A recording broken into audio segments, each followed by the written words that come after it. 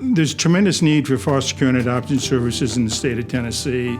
Currently, there are about 7,000 kids in the foster care system, and we only have about 4,000 foster care homes.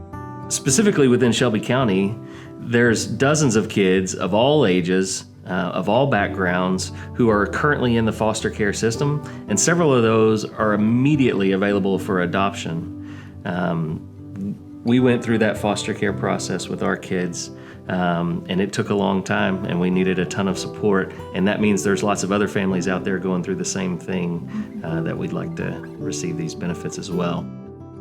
We wanted to be a part of this team because of the help we've seen so far around us in our experience, and we've seen the need and just the really unknown need. When we have less than 24 hours to prepare for a kid and knowing how overwhelming that is, and then knowing the support that our church has the ability to give, I wanted to really focus on supporting families that are just like us, that know how difficult it is, especially the first couple of weeks of a foster placement. Our church in Texas, where we started our foster care journey and our learning about adoption and all of that, they were super supportive. They had the classes that we needed to take at the church. They had everything pretty much lined up for us, and that really helped us to start the whole process. And we'd like for Living Hope to be able to give something like that to our community as well. We identified a couple goals that we could identify the families at Living Hope who are currently serving in foster care and adoption programs, but then also look for opportunities where Living Hope can enter into that and even support families in foster care, adoption, and or wraparound services. W is words of encouragement. It's just outreach, encouraging the family who may be fostering or adopting a child. R is providing respite, temporary respite for families who have a child or need.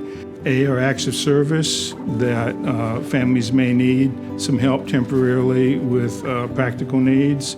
And then the last is prayer support for the families who are fostering kids and or adopting. And so a wraparound team are a group of people who are committed to assisting families that are in the foster care and or adopting a child. So we would put a wrap team after training with a foster family, and they'd be a little bit more educated on trauma and what trauma behavior looks like, and kind of understand more of what the foster family walks through every day. Members of Living Hope have already committed to give so generously to this project.